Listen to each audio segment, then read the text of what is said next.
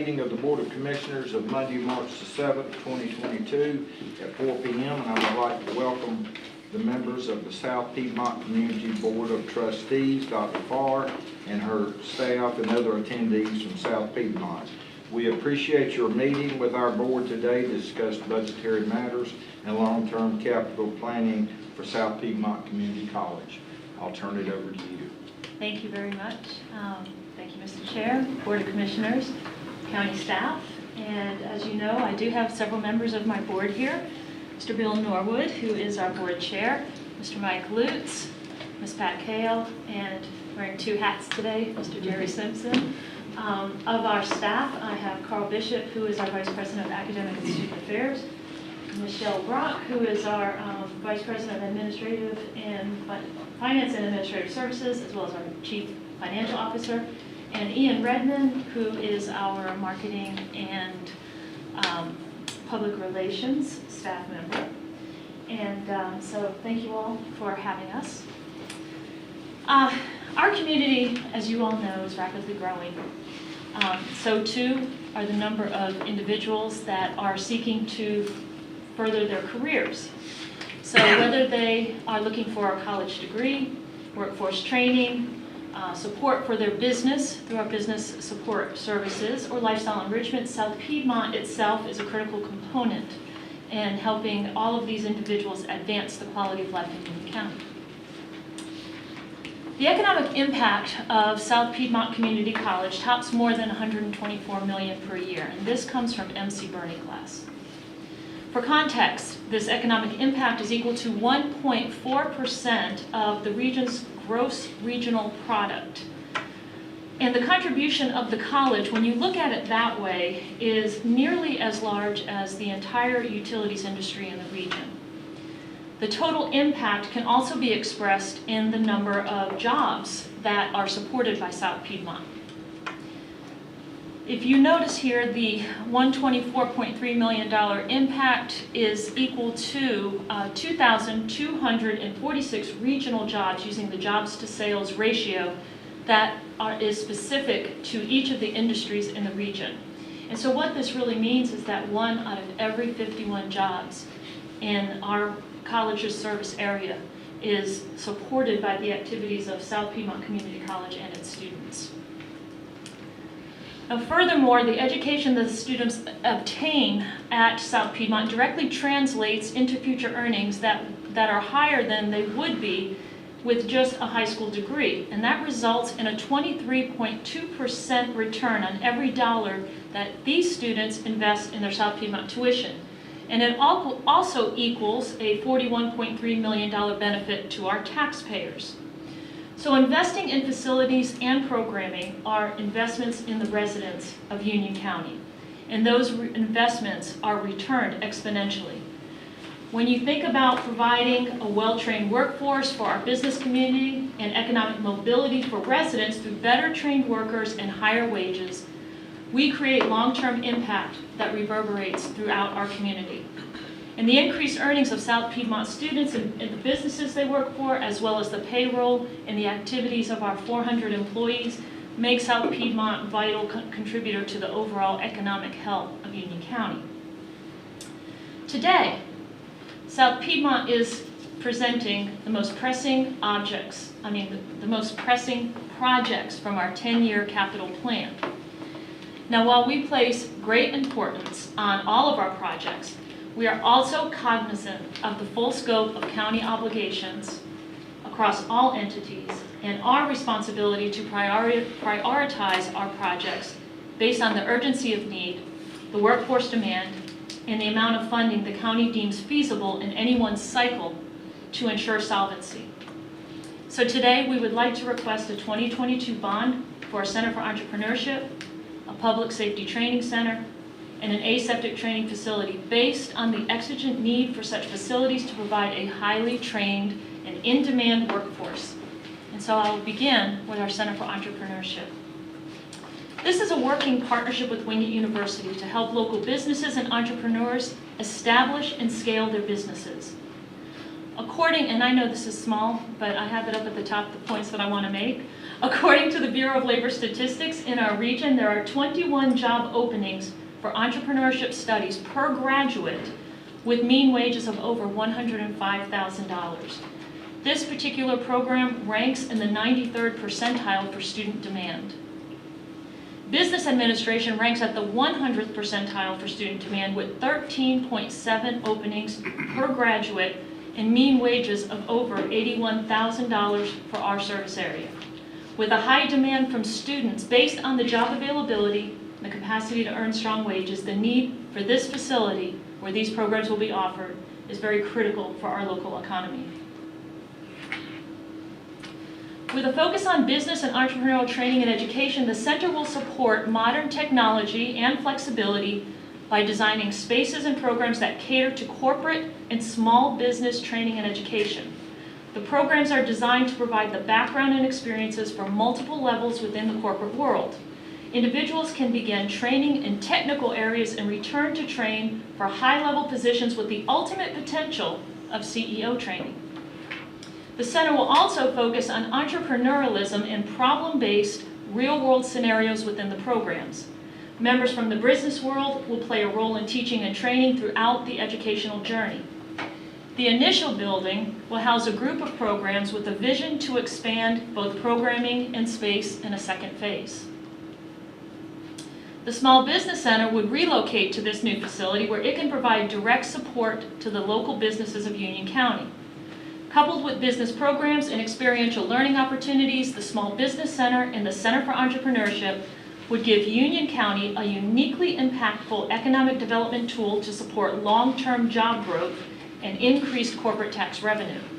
The center would also directly support the Union County Chamber of Commerce and the Monroe Union County Economic Development Office in their work to attract and support businesses.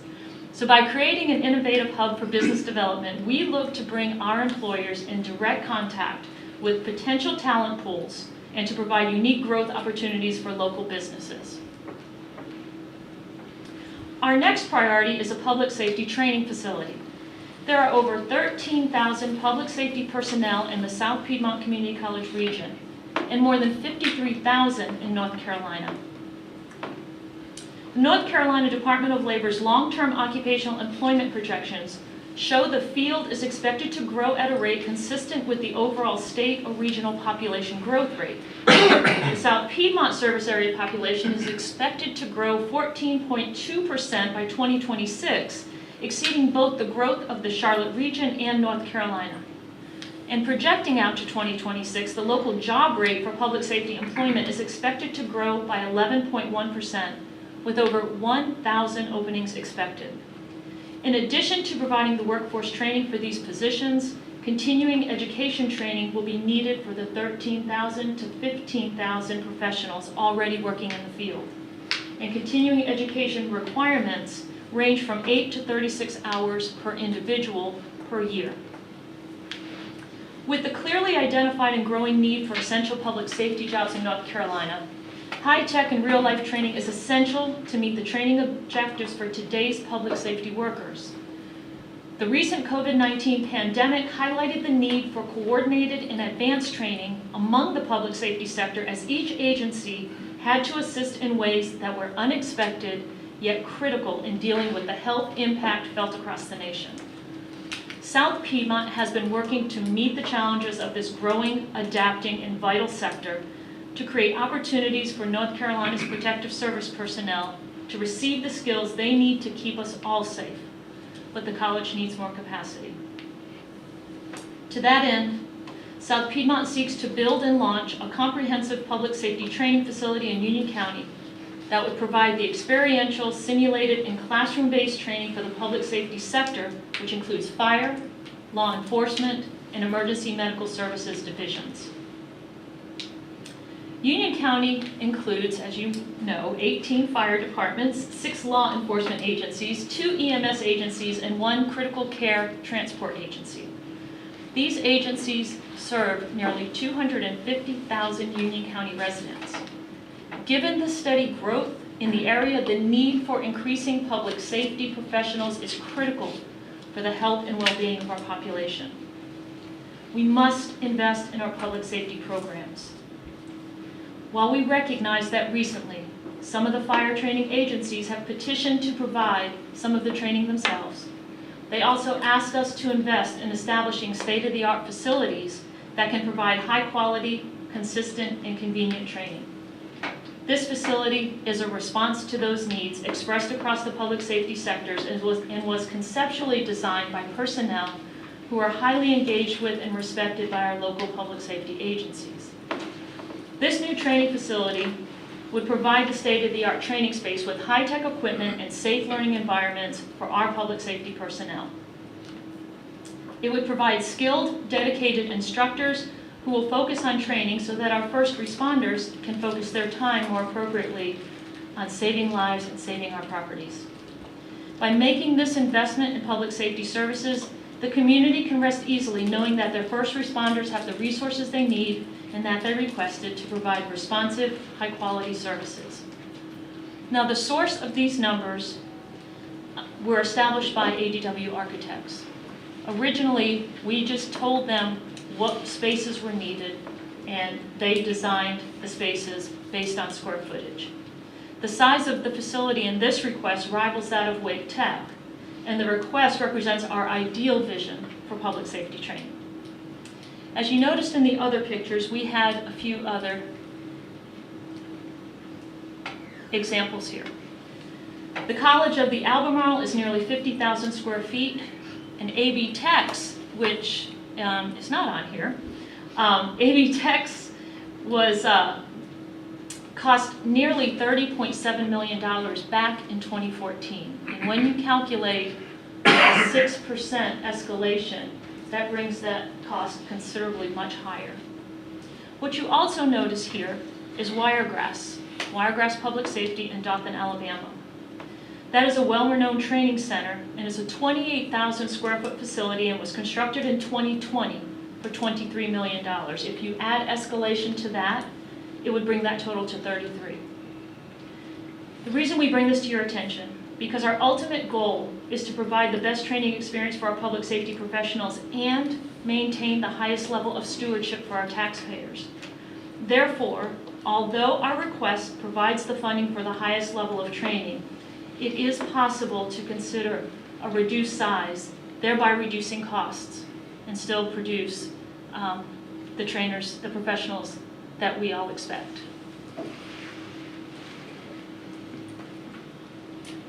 Our third project in our highest priority grouping is the Aseptic Training Facility. With support from Glenmark Pharmaceuticals and our local delegation, South Piedmont received $15 million from the General Assembly for constructing the aseptic facility. But construction costs, based on facility design from CRB Architects, have been calculated at $25 million. We currently have $6 million available to add to the project, but we require the additional funding to complete construction. This facility will provide the foundational training and education to support the rapid expansion of biotechnology and healthcare companies in the region, and to help ameliorate the labor shortage of qualified applicants. This unique training center will provide a pipeline of talent as well as ongoing training for the incumbent workforce in an efficient and experiential manner. The closest similar training center is located 150 miles away, creating a hardship for incumbent workers who require ongoing training and severely limiting the opportunity for apprenticeships and other work-based learning experiences for new talent. The training center would teach students new skills demanded by North Carolina employees, such as microbiology, clean room design and control, environmental monitoring, cleaning and disinfection, aseptic gowning, component preparation, sterile filtration, sterilization methods and clean room behavior, and many other regulated procedures useful for the new high-tech industrial economy. This concept drawing from CRB Design shows you the layout, the potential layout.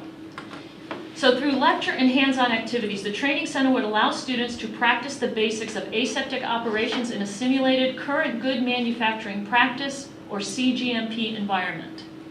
The lecture training would cover the theory behind the topics and why they are important to the pharmaceutical manufacturing industry.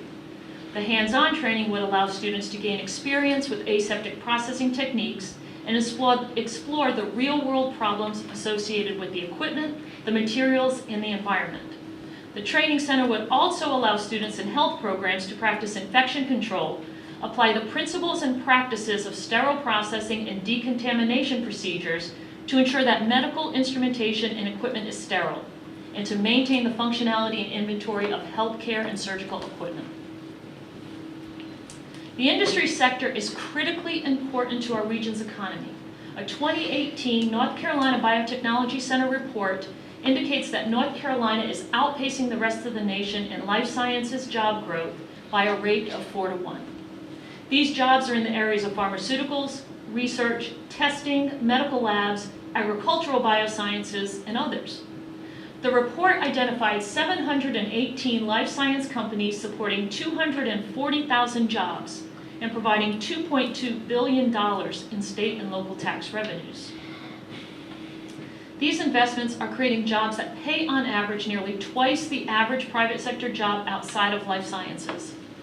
Locally, we have several pharmaceutical, life science, and medical device companies such as Glenmark Pharmaceutical and Griner Bio One who could benefit from use of the facility. So investment in training for these jobs is generating a substantial return on investment. 1 out of every 51 jobs in our area are impacted by South Piedmont Community College, including our county's business professionals, first responders, health professionals, and our biopharma technicians who are critical to the community's quality of life. All of the programs needed to train these essential workers depend on costly and specialized facilities and equipment that are continually requiring upgrades to stay current with rapidly changing innovations and certification requirements. We hope that you will support our request so that our students will have the best opportunity to improve the lives and in turn improve the health, well-being, and quality of life for our community. These projects are critical to South Piedmont Community College to continue its mission of lifelong learning in community and workforce development. We are grateful for your support. We have demonstrated excellent stewardship of our 2016 bond funds that we use to simultaneously renovate our Tyson Family Center for Technology, construct our 75,000 square foot main building, begin renovations of 2 existing buildings on our OCH campus, and secure property for a facility in Western Union County. Since our renovations, our enrollment has increased 50% in industrial systems technology and 28% in welding, and our FTE at the Tyson Family Center increased by 25%. The advancements that we made as part of the facility improvements allowed us to modernize our service to students and earned us national recognition from the Bellwether College Consortium in the category of planning, governance, and finance among community colleges across the nation. In addition, our general contractors for the Tyson Family Center, Edison Ford Construction, received the State Building Commission's Excellence in Construction Award. So even through COVID, we have been able to significantly increase the enrollment in our skilled trade areas, resulting in an improved experience for our students and more technical training to produce higher skilled people for our local economy. So our proven stewardship, our ability to handle multiple expansive facility projects, our excellent outcomes, and the growing need for employees in high demand careers should instill confidence that the value of the total investment in this request far exceed the costs. Thank you. Any questions?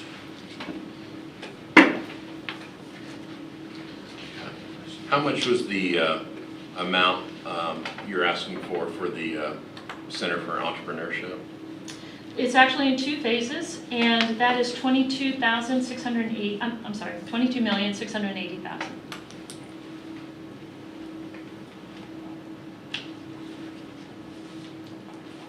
And do you anticipate having any kind of like incubators there, where business incubators there, where people can actually, file and start their businesses and kind of run them at least to some degree inside the center? The design of the building actually has in it boardroom, pop-up shops, those types of things that can allow for the experiential part of those business programs. And that's what really makes that unique. It isn't your typical classroom type of building. So we have the building designed. L.B. Smith, our design architects, and that's why we were able to get more specific cost associated with that. Commissioner. Yes, your campus now. Yes. These buildings, can your campus handle these facilities? Yes. Mm, Well, the Center for Entrepreneurship, we have donated land for that, Okay, and the other two would be on our campus, okay. behind the main building. Commissioner Rushing. Thank you. One thing I was thinking about as you were going through the public safety segment of, and I've got to be very careful with what I say, and if the attorneys would please catch me if I say anything I shouldn't. We just built 2 state-of-the-art facilities with the Sheriff's Department and with the 911 communications that if you haven't had the opportunity to go look at, I'm sure the manager would love to have you there and show you some of the things that we have. Have you been able to see it yet?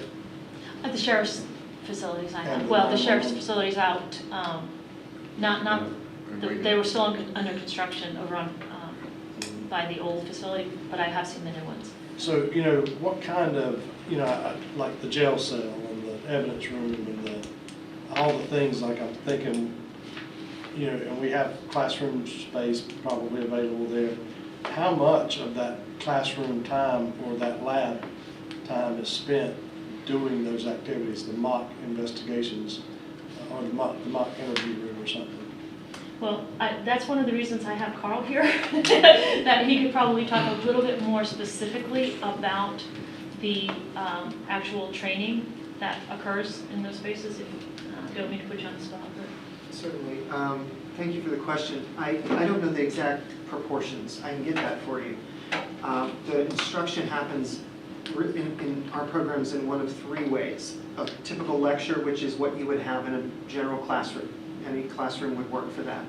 There are lab facilities that are outfit with certain types of equipment for students to practice their lab skills, and then the programs that have health components would have some clinical experience as well. That And would I'm not happen on speaking site. of the health at all. So, The health I got. and that would be EMS as well, which is why I included it there.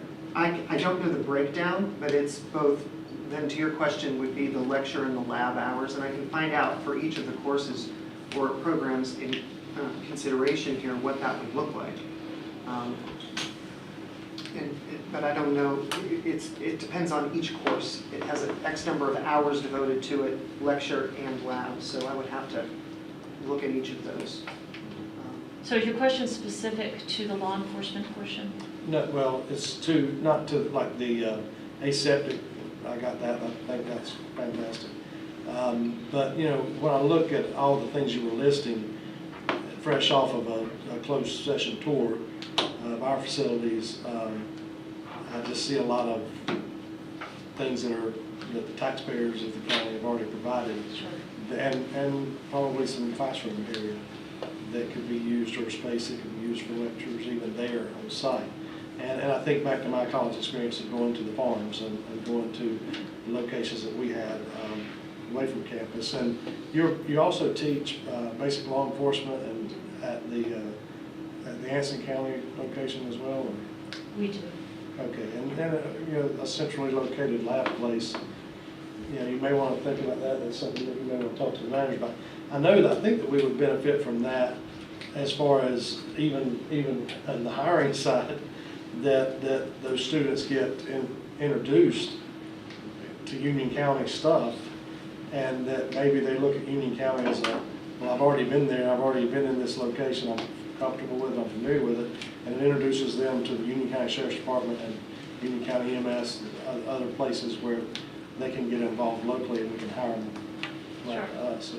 And I know that's been an issue we've been talking about with Atrium and how hard it is to hire people, and maybe by getting them introduced.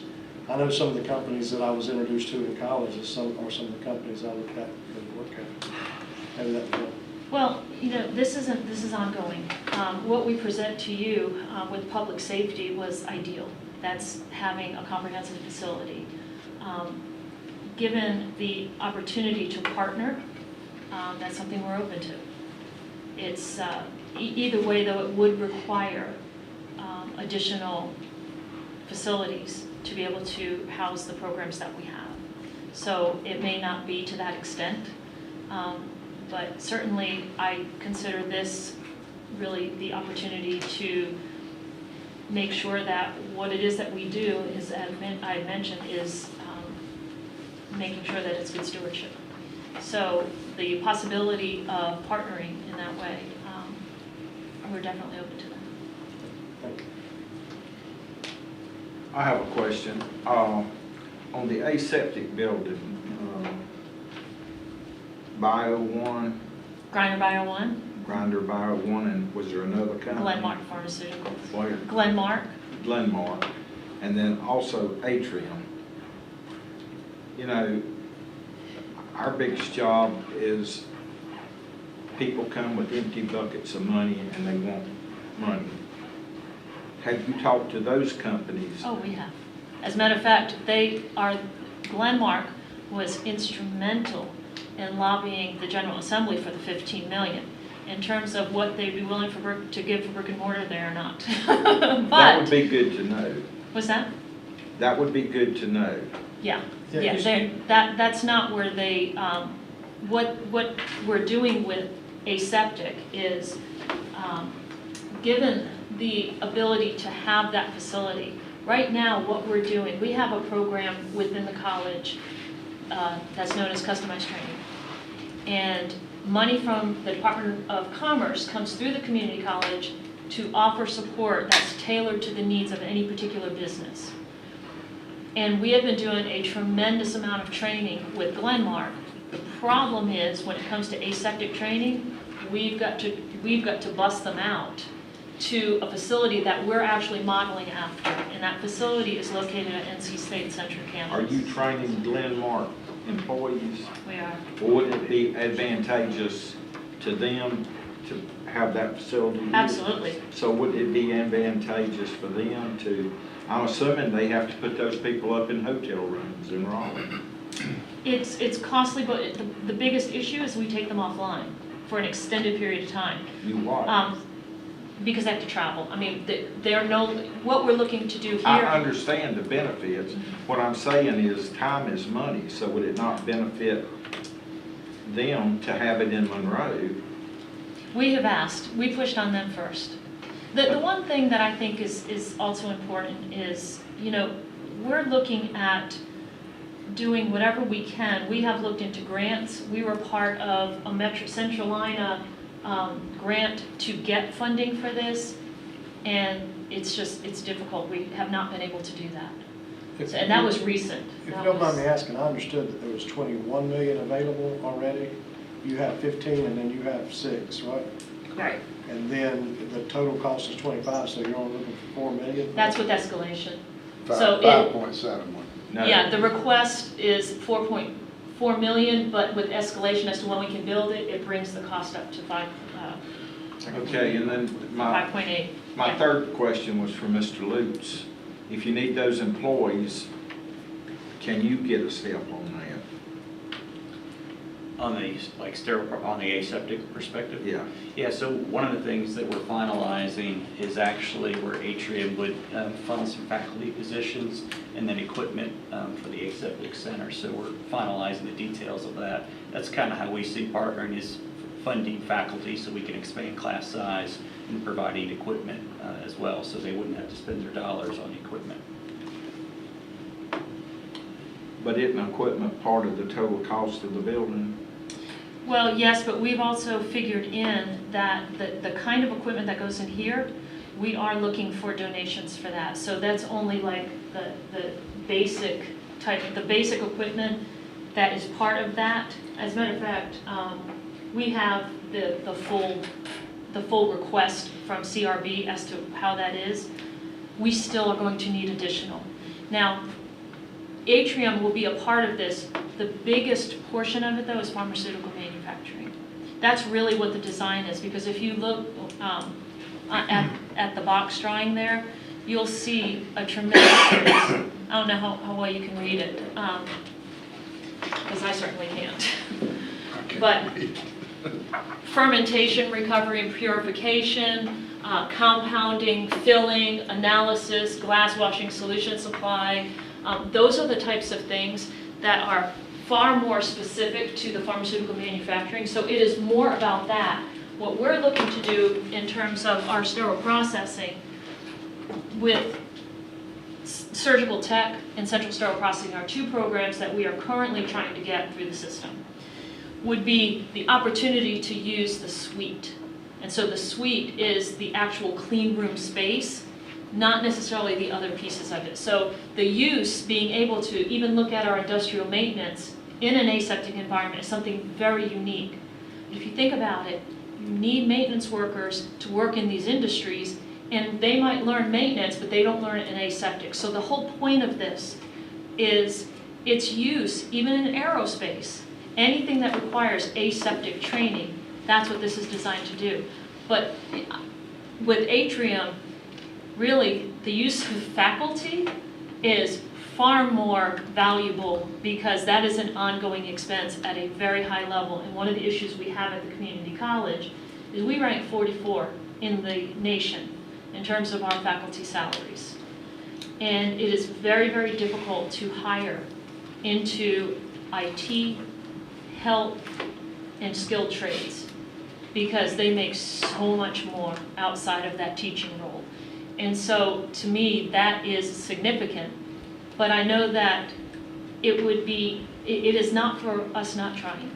We have, and I really do think that the pharmaceutical manufacturing companies are going to have the biggest benefit, but they are not providing brick and mortar dollars. And so we have, as we said, sought out even grant money, but we're just not there. Well, I guess I look at everything as a negotiation. Mm-hmm. Will Atrium put their commitment on paper in a dollar amount? For the faculty positions and the Yes. equipment? Oh, absolutely, that's what we're working through. Yeah, we are doing that. We were exchanging emails. I would need that for my decision. Commissioner Hales. Is this facility like one we visited in Kannapolis, basically? It's the same architects, but in a sense. Their food innovation, this is very specific to pharmaceutical manufacturing, but the aseptic, anything that is considered aseptic in a clean room, there are different grades of it. This is not at the highest level of manufacturing. So when I say it replicates CGMP practices, they cannot create product here. It's mainly to have individuals that are going to work in that industry understand the processes, understand when something goes wrong, understand how to fix it, and know exactly how to utilize the equipment before they ever get on a line, because you would know that the billions of dollars that would be lost if mistakes were made. And when we're looking at our pharmaceutical manufacturers, they need to have a space like this. And again, where they're going now is 150 miles away. Well, I saw that little look on your face. This project has, with the funding from the state, it gets me the most excited. But the time to get other participants in it now is before we approve it instead of after. And so that's why I want to know quantitatively what we're talking about. Well, in terms of the facility, the faculty wouldn't be a contribution to the facility, if that's what you're talking about. Money's money, whether it's labor, brick and mortar, or whatever. And then I did have another question. On the public safety building, it looks like to me that's 4 years behind, because it says by 2026 you're going to need 1,000 more people trained for this area. Those are just growth projections. Well, but No, okay. ambitious projections of finishing that building, if it was green lighted today, it wouldn't be through in 2026. Yeah, I was just trying to establish the growth and the need now is nothing like the need is going to be. So it's only going to increase, and with the increasing Well, I population. believe that. I'm just saying, the horse left the wagon left the barn, or the stagecoach with nobody on it. We got to run and catch it. Any other questions? Okay. Thank you very much. Staff, do y'all have any questions? Couple, were you providing the board with a 10-year outlook for Yeah, your capital? we do Is have that like that. part 2 of the, am I getting ahead of you? No. We have that. You know, this is really what we felt like we wanted to present, but we do have the additional projects, and we printed a spreadsheet for you. I think that would be helpful for the board to see. The Center for Entrepreneurship, as you outlined in the first part of your presentation, has 2 phases. Correct. With the first phase, it looked like had the cost of $22,685,000. Is that all in, or is there another funding stream with that? Now, what we have there is, we have 6.6 acres on which to build this this facility. And we have the opportunity to get an additional plot contiguous to that one. And so what we're doing, because this is a 10-year plan, we have to think forward as to what are the possibilities and the needs that are associated with entrepreneurship. And so we have to have a plan for the second phase. And so, I have a slide. The second phase has a requested funding amount of $30 million, and of course there's the additional almost $319,000 for maintenance cost, etc. for that. What's the trigger in your mind as to when the second phase is needed and will begin? I'm trying to give the board some sense for, if there's a bond referendum on the first phase this year, then is that a bond referendum in 24, 26, We have this set up as future, based on the fact, there you can see phase 1 and phase 2. The donors that provided the initial land for us, in looking at whether or not we had the possibility to expand, we want to make sure that we complete and have functional phase 1. So, do you have any more questions? Thank you. What we have on, there you go. Yeah, so if you look on the first column, which is the Center for Entrepreneurship Phase 1, and you're looking at 2023 start date, that's based on the bond passing and our ability to start construction. Typically, even though they usually give us like 12 months, we say 2 years because that's what happened with our main building in terms of construction. But more than likely at this point, would you give it maybe 18 months for, somewhere around 18 months of construction. So if you start in 2023, you're now in 2025. So really, I see this as a request beyond 2026. Because we want to make sure that phase 1 is functional.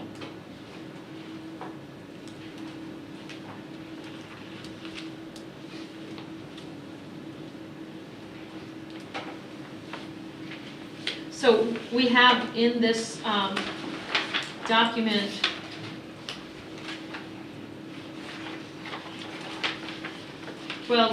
there's a couple of typos in here. Just know that the second and third bond requests are just future bond requests. Oh, I'll just say 2024 and 2026. Really what we mean of future. Not sure that it would actually be 2024 and 2026. But the thinking on here is forward thinking. So if we don't have it on here, we're in the middle of master planning for the entire campus. And that's where we're generating this at the same time we're generating our master plan so that we know for our future where we're headed. And so you know where we're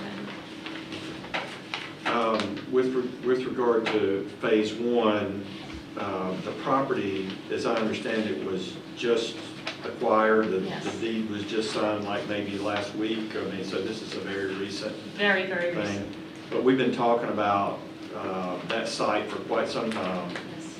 Part of that discussion was the development of a sewer line that would serve that property. Absolutely. So I want to ask Brian if he would please share with the board, you know, what's, in terms, you're familiar with the project somewhat. What's the timeline for the design of that particular line and then construction as we know it today? So, with everything, as far as some of the delays and some of the materials, we had originally estimated that the whole project would take about 18 months. 6 months for design and permitting, probably another 12 months for construction. I can't say that we can meet that timeline, but that was the original estimate of how long it would take for us to design and get that constructed. Okay.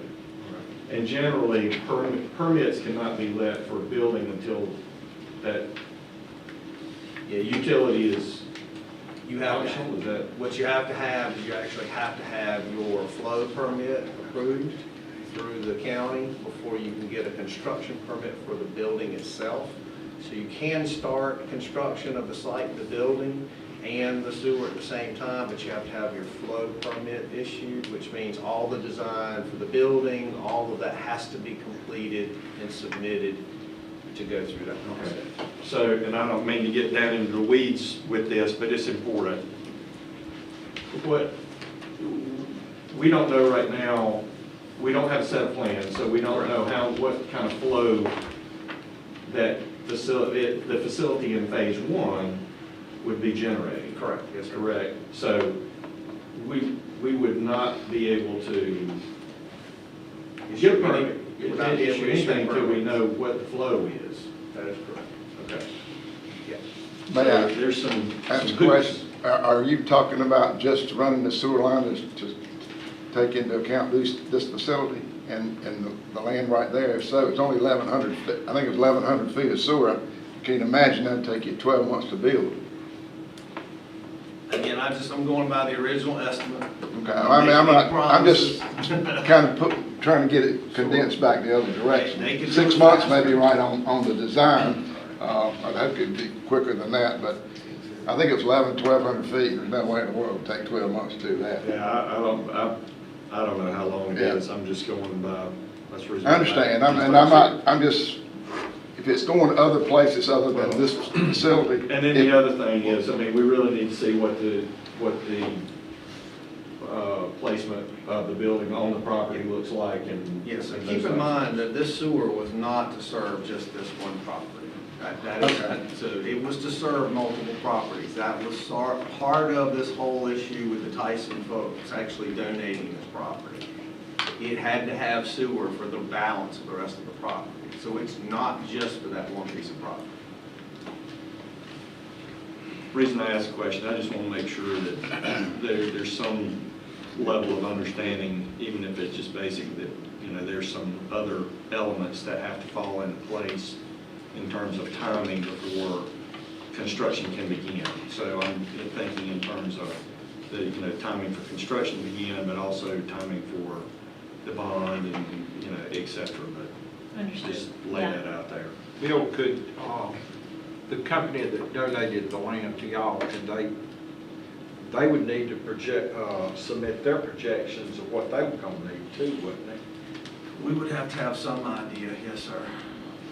That wouldn't necessarily stop us from being able to permit that facility, but we would need to understand the full scope. of what- To design the line, it's gonna have to be known, isn't it? That's correct, yes, sir.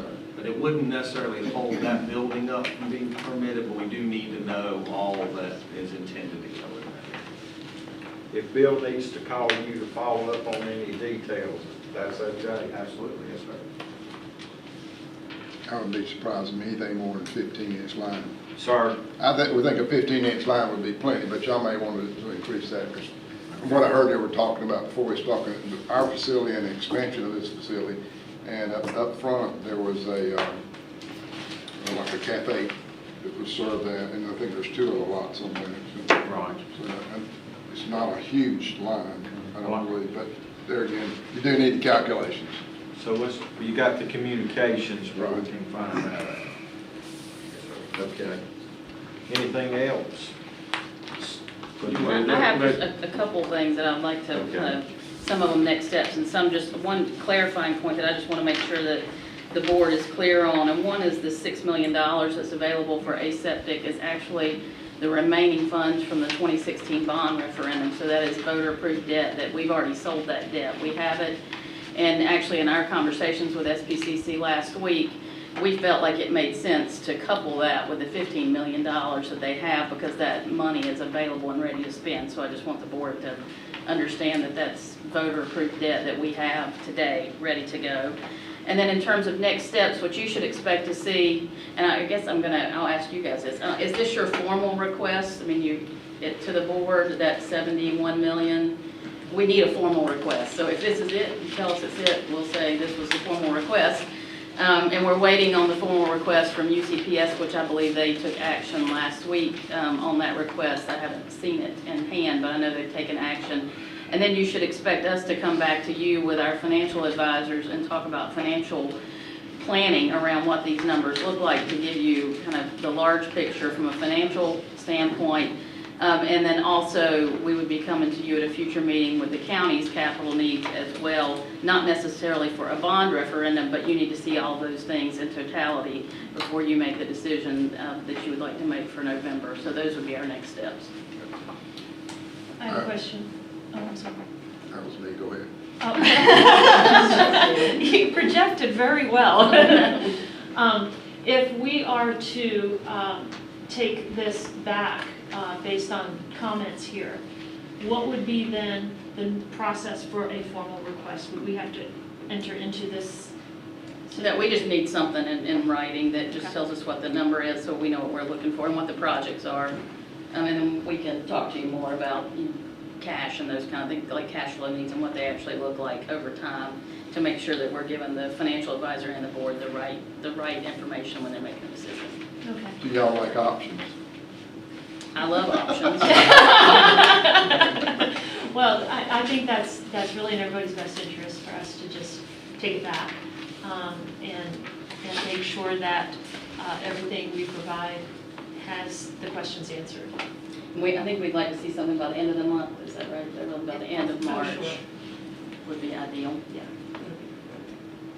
Beverly, make sure we give it to you. And if this is approved to go to the voters, do y'all have some cheerleaders lined up to? He would be running the campaign, absolutely. Well, Absolutely. on the schools, when I was at schools, they can't fund the campaign. I don't know if You can fund the education of a campaign. do what? Oh, I know You what can you're fund saying. education of a campaign. Right, okay, I see I what you're think saying. Ian's with Haven Creative, right? So Yes, he's a contractor working on their Okay. information. that's right, yeah, that's right. And this is part of workforce development. Clearly, the chamber would have an interest as well. One of our top 3 priorities at the chamber is workforce development, infrastructure, of course, taxes and regulations, and this very much falls within that, especially the aseptic room. This is one of how many in the state? Not very many.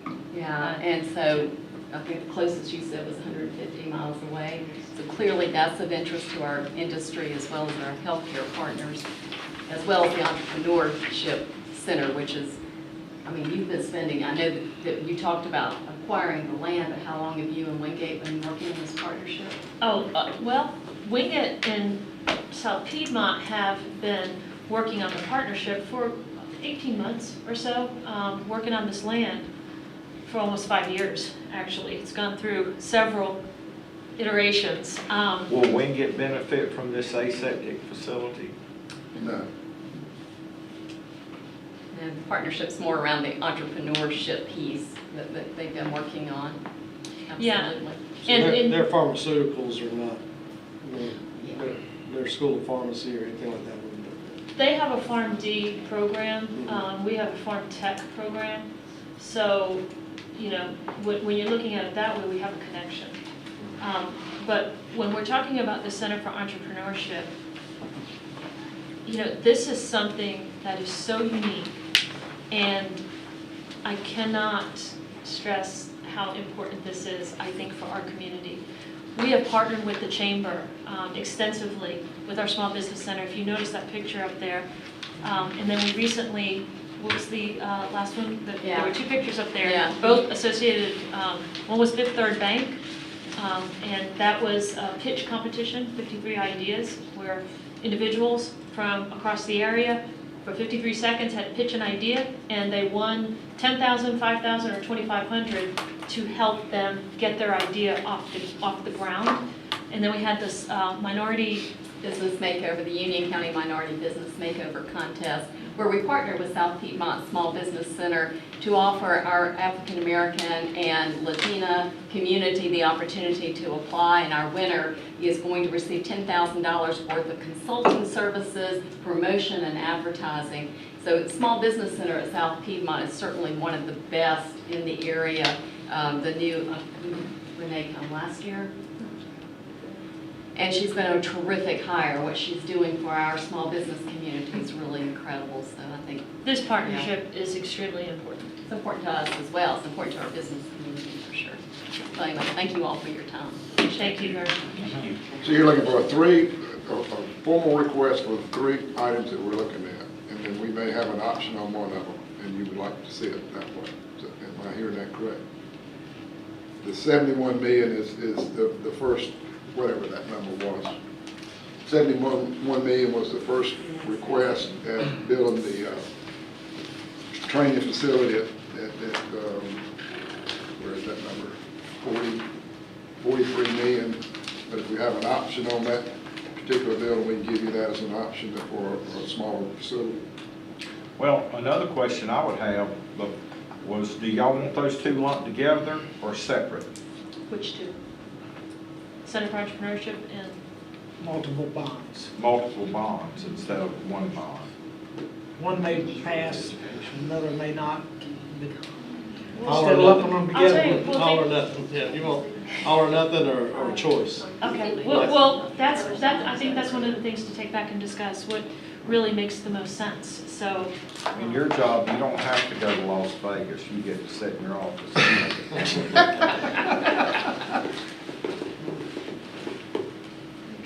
Thank you.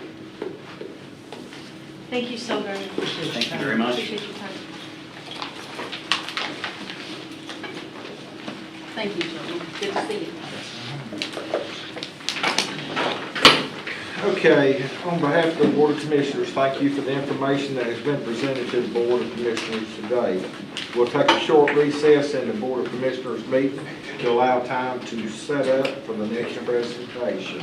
How much time do y'all need? Not a ton, how much do you need?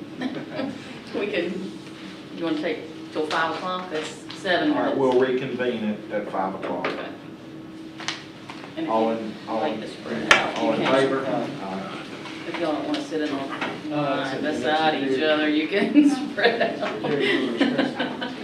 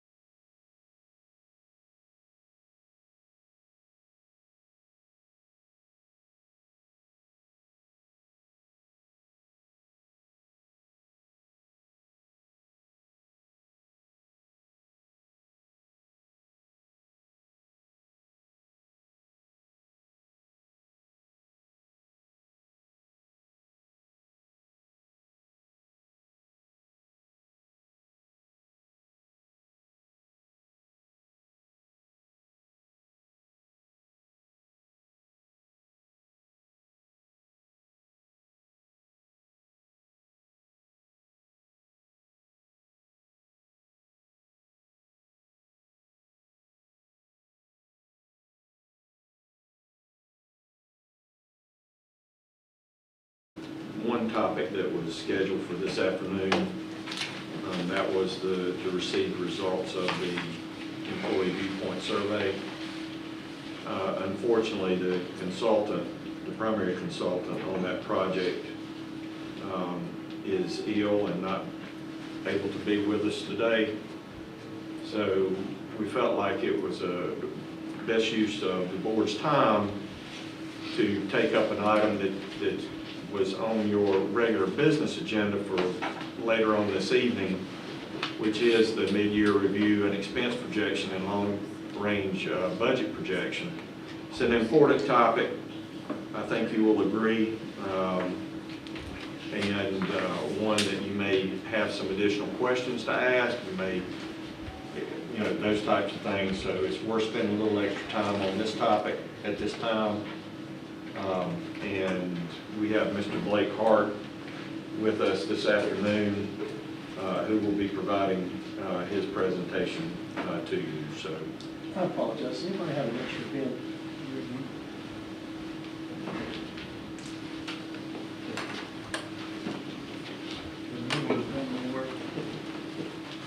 Good. Okay, I can't think of anybody else I'd rather listen to. At 5 o'clock on Monday afternoon.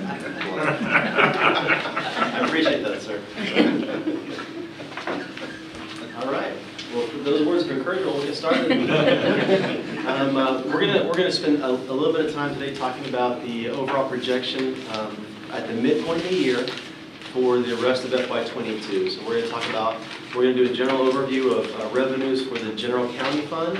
And I want to make sure we understand this is the general fund, the debt service fund, and the economic development fund. So when we refer to the general fund as it's newly constituted in FY22, this is the portion we're talking about. This is portions of the budget that are supported by tax dollars, including debt service in schools and SPCC. So that's what we'll be looking at.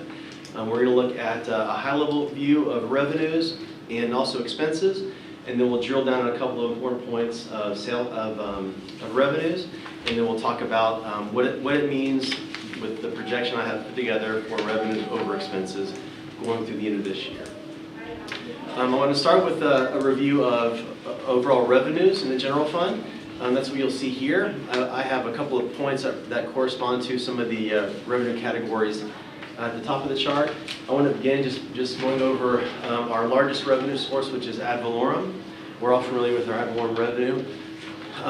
As of the midpoint in the fiscal year, which of course is December 31st, we are projecting to collect just over 100% of revenues budgeted for ad valorem, around 100.6%.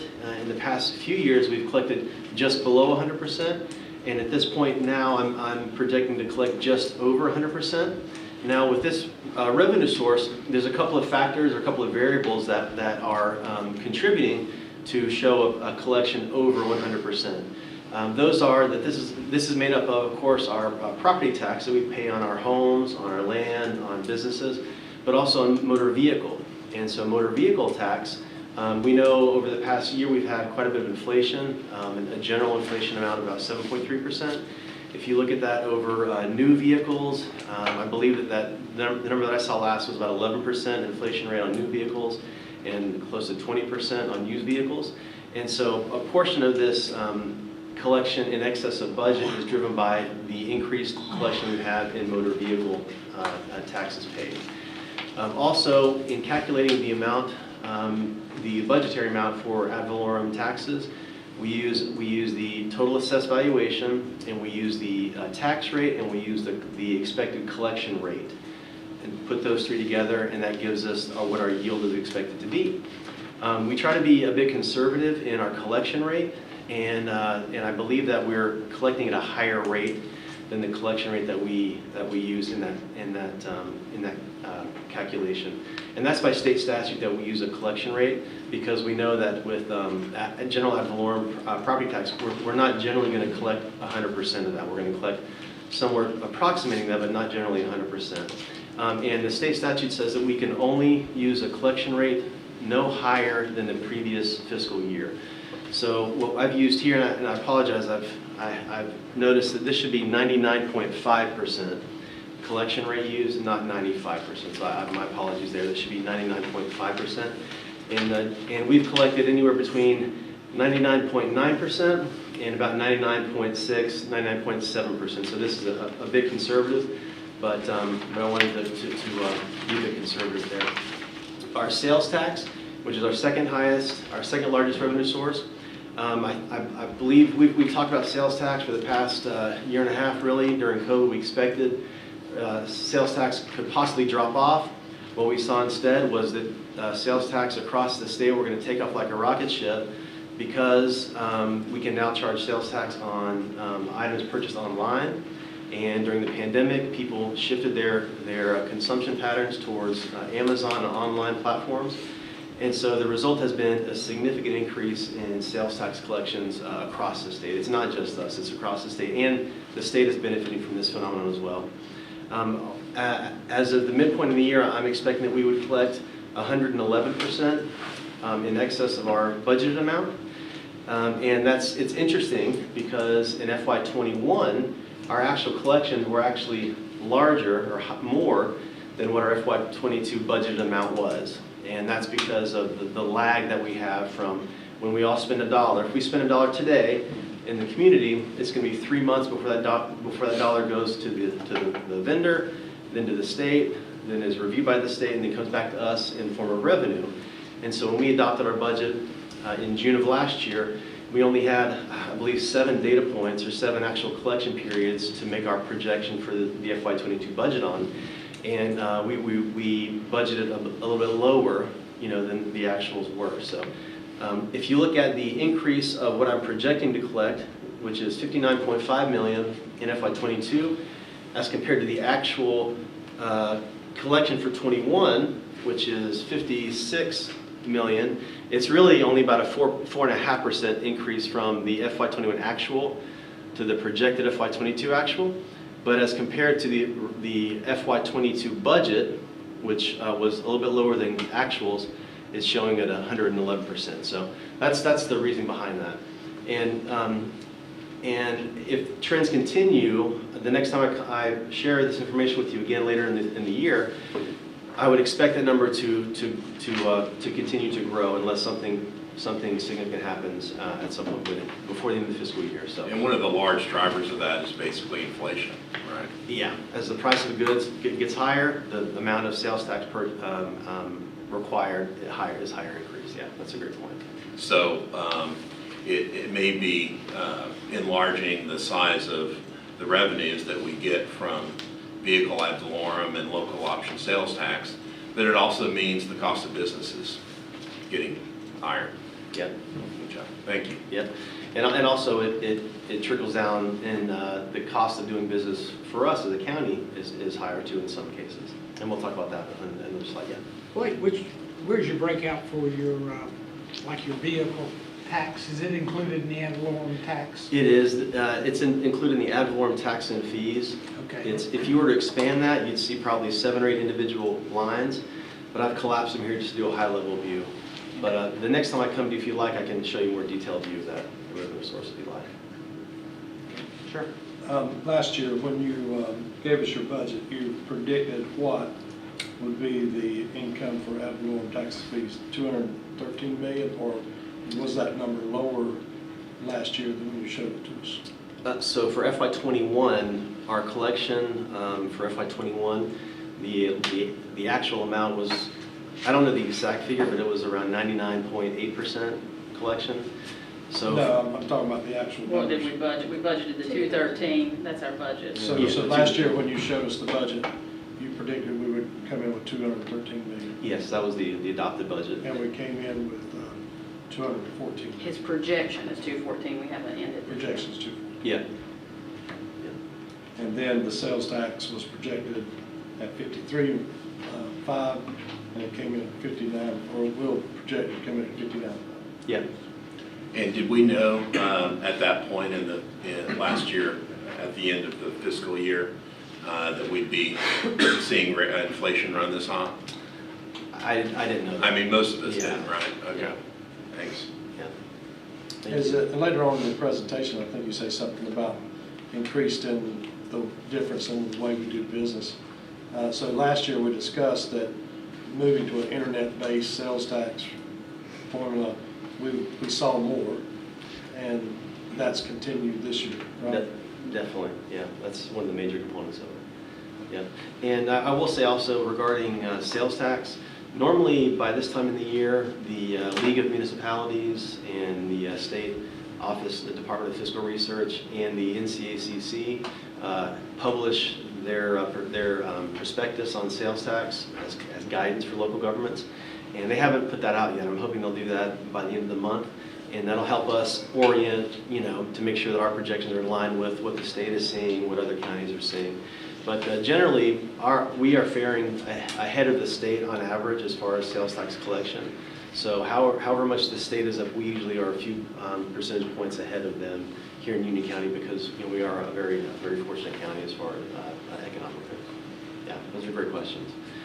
I want to point out the other taxes. That's mainly the revenue received by Register of Deeds, and they're expected to collect above their budget by about $200,000 because of the transactions happening here in the county. Intergovernmental revenue, I've taken the four components of intergovernmental revenue, unrestricted, restricted, federal, and state, and looked at them as one group. And I'm expecting us to collect around 97% when you look at those as a whole. Non-enterprise charges for service are expected to be collected in excess of the budget for a few reasons. One is building code permits are there, and we're trending above budget there. Also, Register of Deeds. Park and Rec, the revenue for the Ag Center is actually about double what it was at this point last year.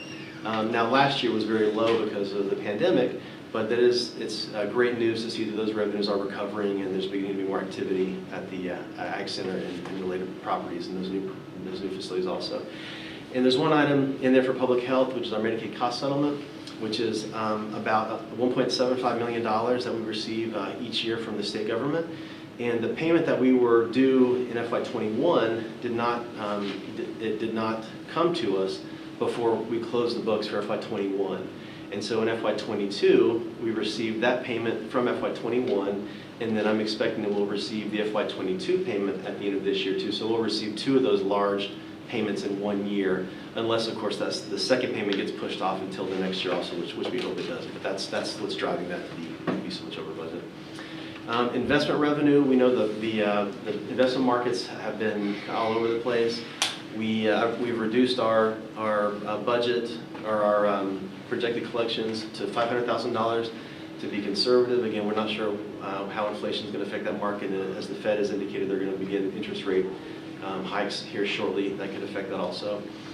Other revenue includes the $6.3 million we receive annually in the hospital lease payments, and then also Ag Center rental fees and donations, which are, as I mentioned, have rebounded nicely from last year.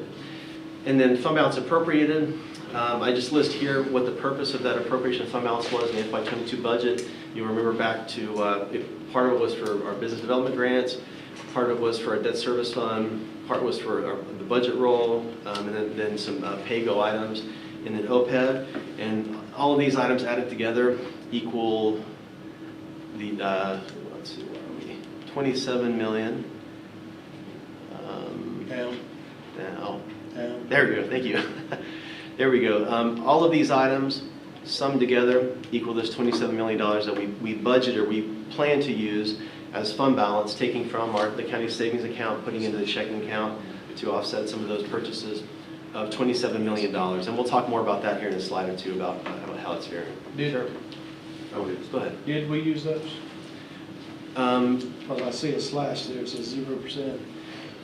Yeah, so in a few slides we'll go into more detail, but basically we plan to use that, but once we get, according to my projection, if the scenario plays out as I think it probably will, we won't use that full 27 million, we'll use a smaller amount of it, so that's better for us as a county.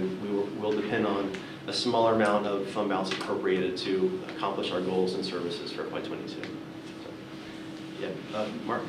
Blake, when you said non-enterprise charges for services, and you indicated that was building code enforcement was included in that, and what else? Register of Deeds, Park and Rec, and the public health revenue from Medicaid cost settlement. Okay, all right, so, and we're up quite a bit in that category, a large part due to the activity in building code enforcement, and that's the topic of an item that the board, it's on the board's agenda for later this evening. Great, great. One more quick question. So I'm looking for the 23 million that we got from the federal government repairs act. We haven't gotten any of that yet. You're not going to see that in the general fund. So it won't be anywhere included in this. No. So that's not a intergovernmental, I mean, it's not something we'd see coming like state funding for something. Right, it's reported in our special revenue fund required by the local government commission. So it's We in a can't separate commingle file that. all to itself. Right, we cannot commingle that funding with the general fund. Okay. Great questions. This is a slide to drill down a little bit on ad valorem revenue, and I think we've actually covered most of the points that I had here. We're slightly ahead of schedule. I'm expecting we'll collect just over 100% because of the items we mentioned. The actual collection rate is higher than what I use, which again, that should be 99.5%. I apologize for that. And the vehicle ad valorem revenue is driving those collections. So we can move to the next one. Sales tax, and we've talked about most of these points also. But this chart just gives you an idea of the prior year history collection for sales tax here, the actual for FY21. This is the revised budget for 22, and this shows you that we collected more in 21 than our budget in 22. And this is the expected amount that we would collect in 22. If the current trends continue, and I believe that if current trends continue the way they are, that this number will increase with each month as we go through the rest of the fiscal year. So, and I'll update you on that the next time I come back to you.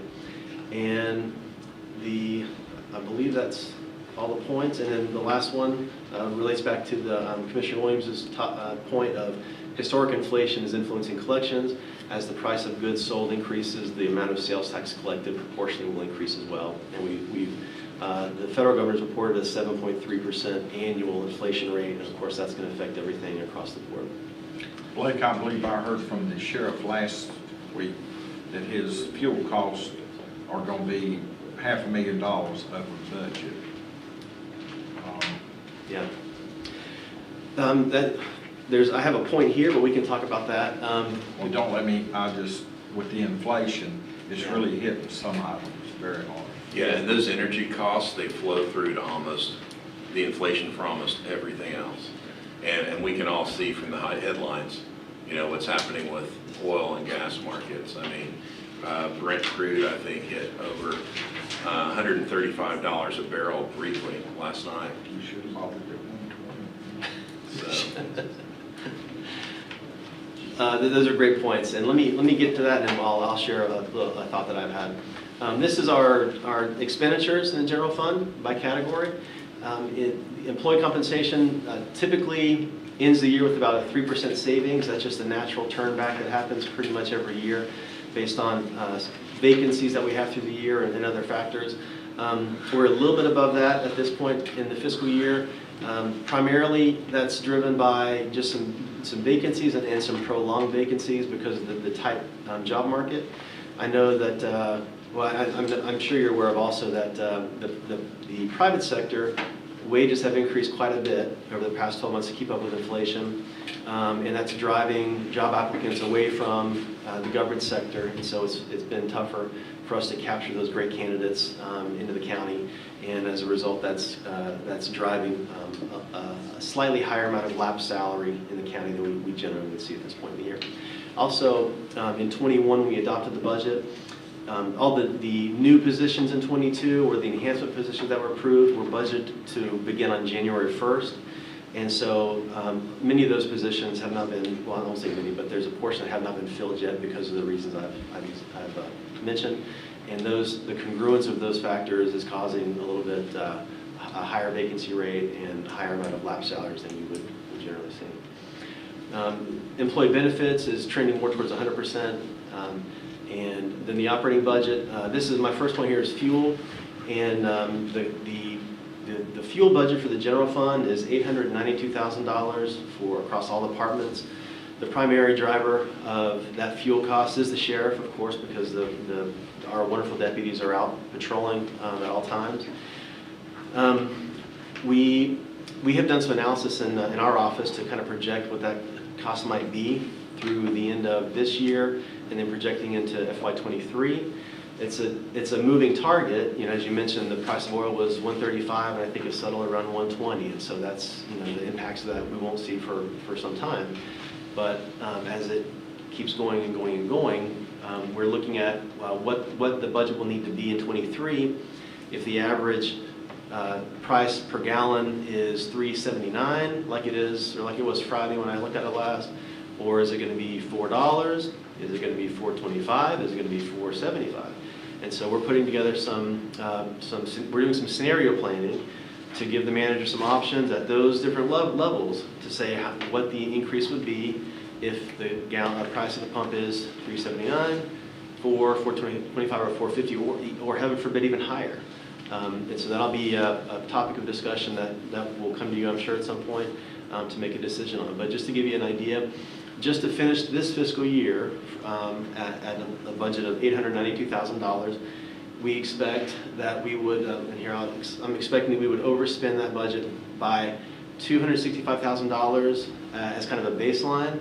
Likely it'll be more if we continue the end of the year at $379, or if it continues to creep up for the next 3 to 4 months until this year ends. So we're thinking about strategies of where we can, how we can accommodate that within the general fund budget now. But again, as you're aware, that's a topic of discussion. Some other increases that we're seeing are the food budget. This is food within the jail, and also senior nutrition meals is looking to spend in excess of their budget by about $190,000. Travel costs, this is travel and training in departments. You know, last year during the pandemic, no one was traveling or training because there weren't options to. That's been opened up again, and so people are taking advantage of that to take care of that training. And so because of the fuel that's involved in the travel portion of that, that's trending towards exceeding the budget also. So that's something else we'll keep an eye on. So just quickly, to be clear on this, what's so your next line, the 1.4 million in operating expenses. Now I'm looking up at the top, I'm seeing employee compensation and then benefits and operating expenses. Employee benefits, are we $3 million under what we thought we were going to be paying for employee benefits, employee compensation? At the very top line. Employee benefits. Employee benefits 3, the budget was $39.7 million, and I'm expecting we would spend 39.2. And I'm sorry, compensation. Oh, compensation. Okay. Yes, so the budget is 69.4, and I'm expecting that we would spend 66.3. So there's $3 million that we didn't spend on employee compensation. Yeah, at this point, if today's scenario continues to the end of the year, that's around where we would be. Yeah. So we talked about some increases based on fuel prices. Fortunately, in the operating budget, there's some offsetting decreases that are keeping it when combined together. They're holding those increases down a little bit for now. Some of those are public assistance. This is within social services. We're trending under budget by about $340,000. Computer replacement, we're trending below about $260,000. Medical services, this is mostly medical services inside the jail, is trending below budget. And then uniforms, tools, and supplies. Now, I say that, but I want to be clear that computer replacement and probably uniforms, tools, and supplies, this is mostly within the sheriff's office. Some of this is due to supply chain issues in the economy, and they may have placed orders to spend this money, and what used to take 30 days last year to get is now taking 60, 90, 120 days to receive, or it may even trend into the next fiscal year. So these offsetting decreases may evaporate as we go through the year if we're fortunate enough to receive some of this material. Yeah. For the benefit of the board, if we have a $3 million underspend on employee compensation, that money is not moved to anywhere until it's brought back to the board. Is that not right? Yeah, it'll stay in the general fund unless it's approved by budget amendment, by the county manager or by the board. Right. And with the county manager at 50,000, it would be board approved before it was moved anywhere. Yeah. Okay. All right. Then the total operating budget, just since FY 2020, when we began our process of target-based budgeting, has been reduced by 1.4 million over time, and that's a direct result of the manager requiring reductions by departments annually, small pieces each year, but it adds up. And as the budget is impacted by opening of new facilities, OPEB, new positions, the operating budget has managed to remain somewhat flat, if not reduce a little bit over that time period. So I think that's a success. I'm a little surprised that with inflation, that number would be different.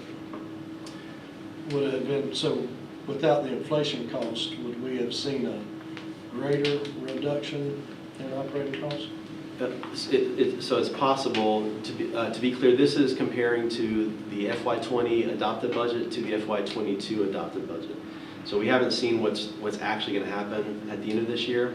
So I'll update that once we have the actuals for this year, and then we'll see. As I understand it, that bullet point, that more reflects board policy and county policy that we're going to try to, correct me if I'm wrong, but we're going to try every fiscal year in the operating cost to shave off 2%, right? Basically, department by department. Yeah, exactly. To try and offset, try and curb or slow the growth of the expense of government over time. So if departments target, 2% operating cost reductions over 2 fiscal years, that's about 4%. Yeah. Okay. And in fact, when I presented to you about the budget kickoff, that is what departments have been required to do in this budget process. And they have all met that target, and that has decreased our starting base, which we're working from now to get to our FY23 budget. Real quickly, this includes also our payments to the school system, EMS, SPCC, and then all of our general fund debt service will be expended per statute, and interfund transfers represent payments to county PAYGO, capital, school PAYGO, and then volunteer fire departments. So if you take those revenues and expenses and you put them together, the result is, Commissioner Rushing, that was a good point you made, that we budgeted $27 million here in the revised budget for fund balance appropriated, but there's a dash here, and I'll explain the purpose of that now. But so as of mid-year, I'm projecting that we would collect these amounts for the budgeted revenues, which would be a total of $341 million, or on a percentage, it would be 94.7%. And again, that's without counting this fund balance appropriated amount as an actual collection of revenue, because it's not from an outside source. It's from our savings account going in our checking account, basically. And then on the expenditure side, I'm projecting that we would expend, in order to meet our services and obligations to the community, $354.5 million, or 98.3% of the total expense budget. Now that results in an expense over revenue of $12.8 million, and that's about 3.6%. I'm also counting $5 million for revenues that are considered restricted, that are part of the revenue budget that are restricted and not available for general use, that have to be compartmentalized in the fund balance calculation and set aside for that specific purpose. I'm pulling that out. And what that gives us is $17.8 million. So we initially planned to appropriate $27 million in fund balance in order to balance the budget. But based on the projection I have here, we will only need to rely on fund balance in the amount of $17.8 million. And so that means that of the $27 million, we would not need to appropriate or use $9.2 million of that to meet our obligations for FY22 and leading into FY23. And this amount, 9.2, represents 2.6% of the total budget. So if you're thinking in normal terms of what a budget turnback would be, or a percentage of budget unspent, it would be this 2.6% here. So the final point would be, we expected to spend 27 million in fund balance to finish the fiscal year, but we were only going to need to spend 17.8 in fund balance to meet our obligations. And that's a mixture of expected revenues above budget, expected revenues in excess of budget, and expected expenses below budget. All right. Any questions on that portion? I have some brief notes on the long-range planning portion. That 3.6% over under. So the difference is $12,843,524. The difference that in what we thought we were going to spend and what we thought we were going to get and what we actually got and actually spent. It's a reflection of the amount of fund balance that we projected to have to plug into the budget. But I mean, just over under. Over under is what we thought we were going to spend and what we thought we were going to bring in. Yeah. Resulted in $12,843,524. I thought a projected unused was 9.2, Blake. This is the projected unused, and I may not have followed Commissioner Rushing, I apologize. So if you look at it without the 27 million, the revenue over expense, there's a negative gap of 12.8, and then I'm backing out 5 million in restricted revenues, and so that gap gets bigger from 12.8 to 17.8. And so this is the amount of fund balance that we would need to depend on as compared to what we budgeted, what we expected to depend on, 27. We were only going to need to access 17.8 million. And that means that when we subtract 17.8 from 27 million, that it's a budgetary savings of $9.2 million that we would not need to access in fund balance, because our revenues are higher than expected and so our expenses are a little bit lower than expected. But and again, the original number he was saying was 12 million, but it's actually 9.228 million. It is, once I back out. Restricted revenues, not Yes. The savings would be the 9 million. And again, this is as of mid-year, and so each month as we go forward, it'll change slightly based on. Does it usually get additional higher sales or tax lower? numbers.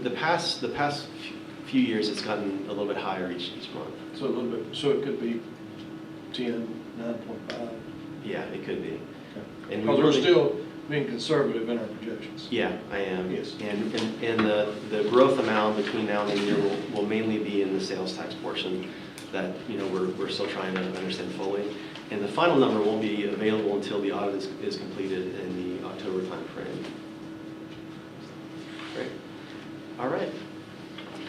I want to talk to you briefly about a project that we have that I've termed the long-range budget projection.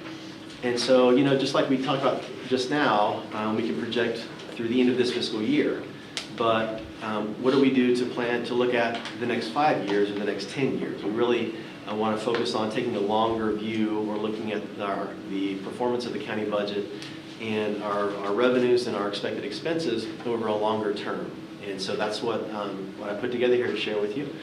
And it's really based on what the private sector does to plan for the future and what best practices in local government across the nation do. And the GFOA has identified this as a best practice that we should do. And so we're working on this now. But it's based on several assumptions of variables extrapolated over a 5 and 10 year time frame. The model assumes reasonable growth in employment levels, currently planned building projects, and existing debt burdens. It's expected that revenue will grow. Growth will remain within the margin of error of expense increases. In the near term, about 3 years, the model does not account for large increases in future FTEs. It doesn't include for any unplanned for or unapproved construction or land purchases that we don't already have in our portfolio. or any future issuances of debt. And I know our meeting earlier was obviously discussing a potential bond referendum for SPCC in schools and our future government needs also, and that's not included in here. This is a projection based on what is in our current budget now in the county and not assuming what we may take on in the next year, 2 years, or 3 years. So this is a snapshot of what we have now. And then anything that we would take on as far as future debt, I think we've been open that would most likely result in an increase of tax rate to cover that debt service. So that's a separate issue from what we're looking at here. One more thing, Blake. Sure. That 9.2 million will melt like a snowball in July if we don't preserve it with all the requests for bond issues coming to us. Is that not right? That 9.2 million will relate to a better bond rate when we go to the market on anything that we pass and the board passes. Beverly? In other words, now's not the time to raid any excesses going into fund balance. Correct, well, it would become unassigned fund balance after the audit is complete for your consideration for one-time use for any capital needs or debt.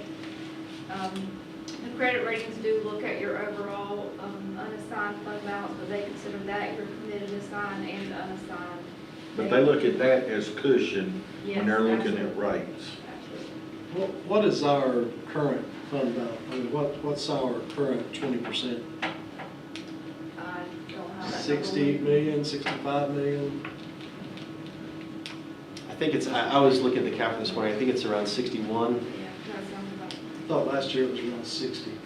If the budget grows, it's going to grow a little, it's your total fund, so Total expenditures. you should expect to see it grow in dollar amount. Right, that's what. And if we if we do pass a bond, and we have the policy that if we pass the bond, the tax is raised according to the number of the bond, what do we do with that $9 million? It would be retained as unassigned fund balance and available for appropriation at the discretion of the board. Now, and we'll have more discussion about this the farther we go along in the budget process, but there are reserve needs in the county that 9 million will help to strengthen if it's not accessed for other purposes. So we'll get more detail on that in future presentations. The bottom line there, though, we could give that 9.2 back to the citizens through a lower tax rate, and then we pay that more than that 9.2 in future bond offerings because we let the cushion get away.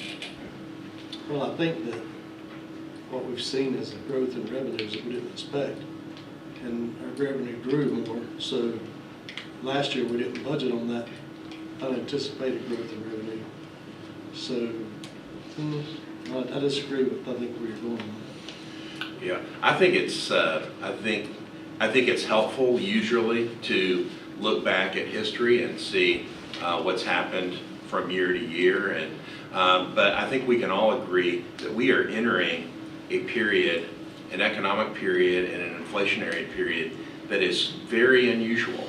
It's not like other periods that we've been through.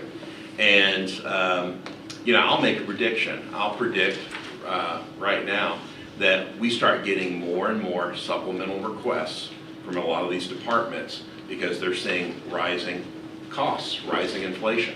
And that's going to be something that we have to wrestle with as a board. I'll make a further prediction that as inflation continues to be persistently high, we'll start seeing some demand destruction. A lot of us have heard of that term, whether it's, but as prices keep going up and up and up, at some point, that will destroy aggregate demand, and consumers will demand less of a good and service. And that could mean falling sales tax revenues. So, I think it behooves us to look at history, and history can give us some information that's helpful to us going forward.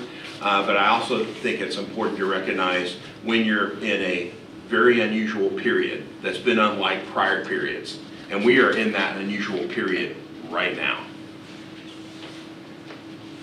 Thank you. Great comments.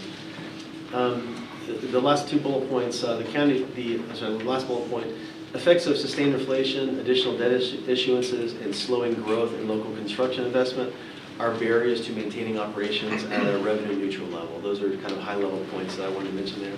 This is a snapshot of the variables and assumptions that drive the long-range planning model that I put together.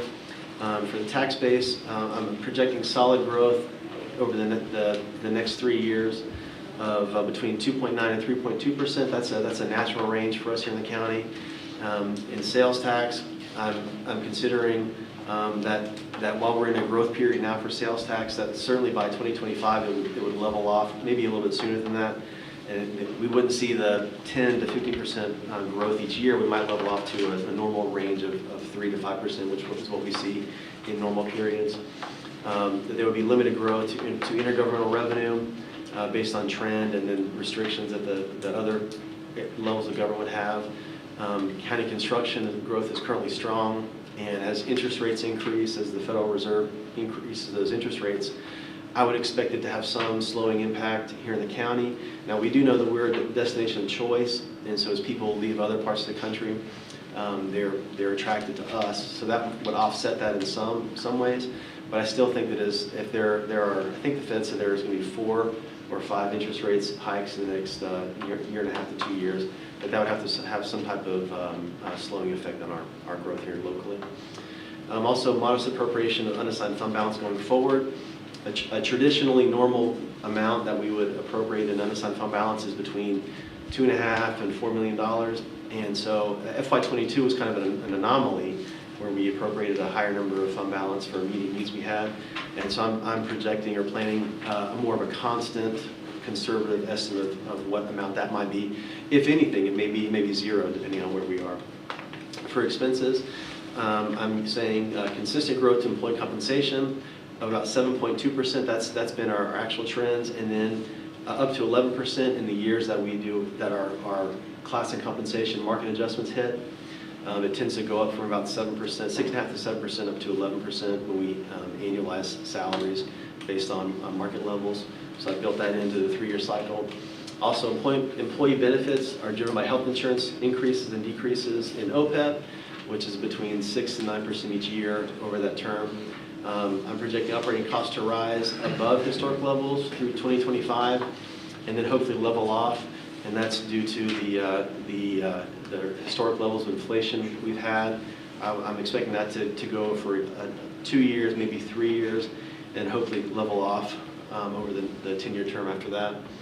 Capital items and new vehicle purchases have been impacted by inflation, 11% for new vehicles, and then up to 20% for used vehicles. I have that built in at the higher rate over the next 3 years, and then coming down to a more normal rate of 3% over the rest of the period. Current debt obligations, if we don't issue any more debt to our current debt portfolio, our debt service obligation would decrease by about 14 to 15% by FY25.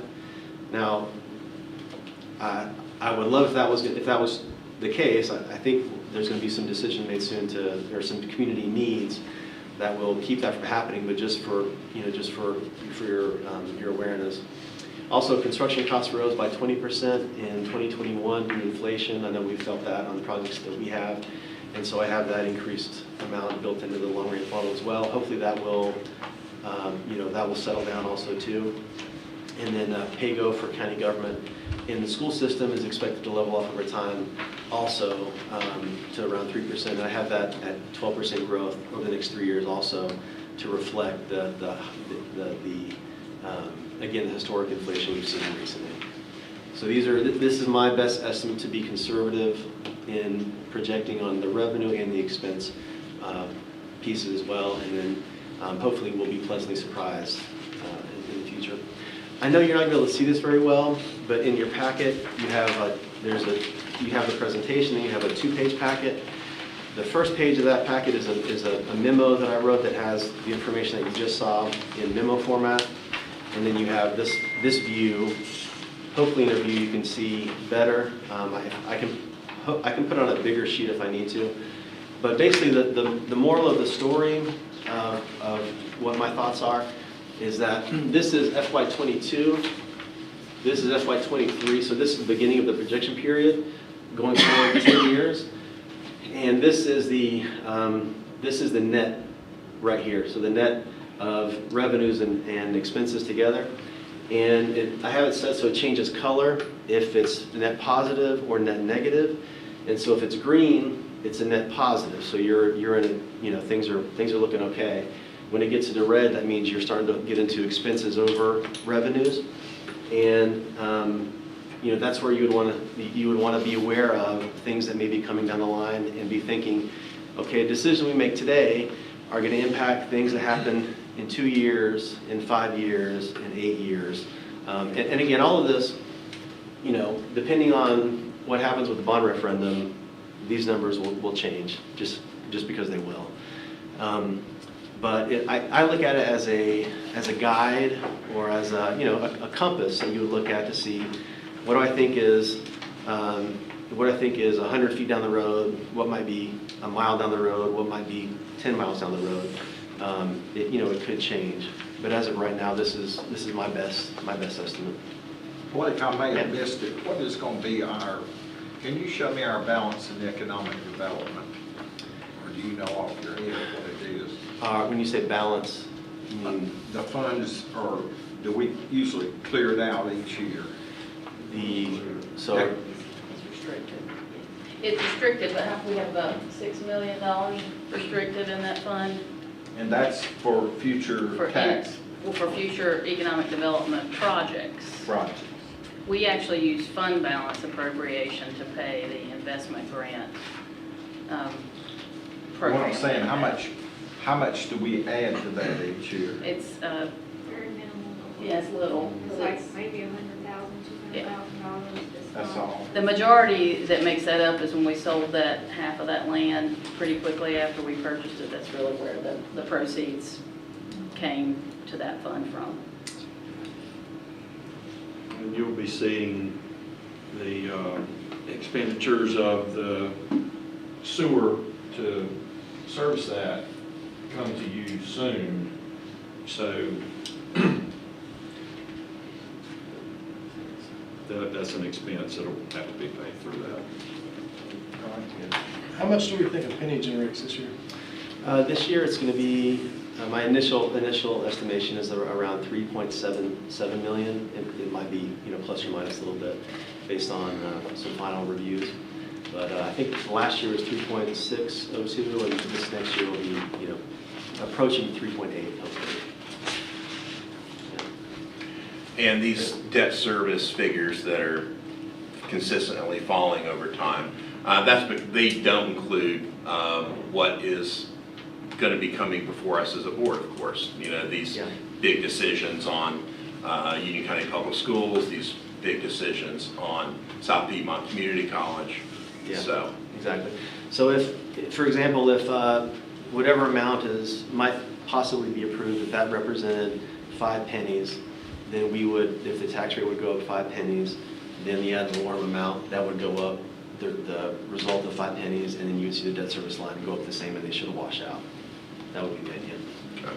Yeah. All right. That's all I have, Chairman. Mr. Manager, do you have anything else? Yes, sir. Thank you. Going back to the discussion on the fuel expense,